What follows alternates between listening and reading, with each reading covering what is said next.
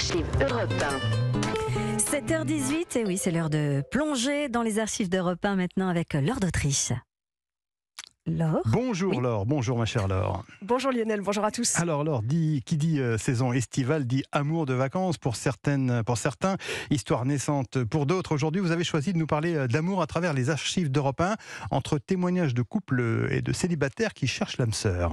Oui, nous avons retrouvé la toute première foire aux célibataires en 1966 à Esparros dans les Hautes-Pyrénées, zone qui subit à l'époque un important exode rural. Nombre d'inscrits, 20 000 personnes, les 3/4 sont des hommes. Est-ce que vous avez trouvé? Pas encore. Pas encore. Rien du tout. Et alors vous attendez? Oui. Et si vous ne la trouvez pas? Eh bien, ça va comme ça. Changement de région en 1975, même foire aux célibataires en Bretagne avec ce slogan « Les Bretonnes aux Bretons ».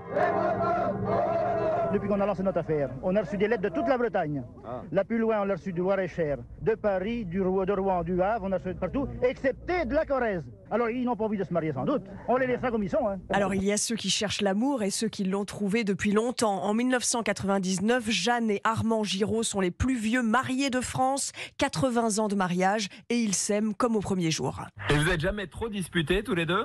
Ah non, nous n'étions pas toujours d'accord, mais nous ne nous sommes jamais vraiment disputés. Mais il n'y a pas de danger de vous séparer là maintenant? Il n'y a pas d'eau dans le gaz? Je pourrais pas trouver mieux, et puis elle non plus.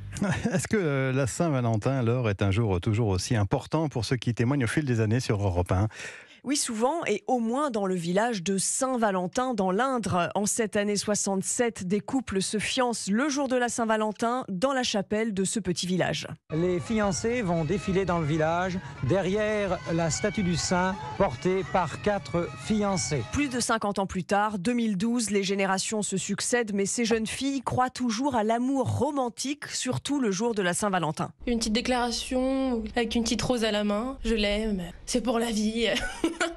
C'est comme ça que je le verrai. Il n'y a pas d'autre vie qu'on voudrait vivre que celle qu'on vit aujourd'hui ensemble, et c'est lui que j'ai envie d'aimer pour la vie, et j'ai envie d'avoir ces enfants-là avec lui pour la vie. Et cette année-là, en 2012, pour la première fois dans plusieurs villes de France, des panneaux géants offraient la possibilité aux amoureux d'afficher en grand leurs sentiments. Merci Laure d'Autriche. À demain pour une nouvelle plongée dans les archives d'Europe 1.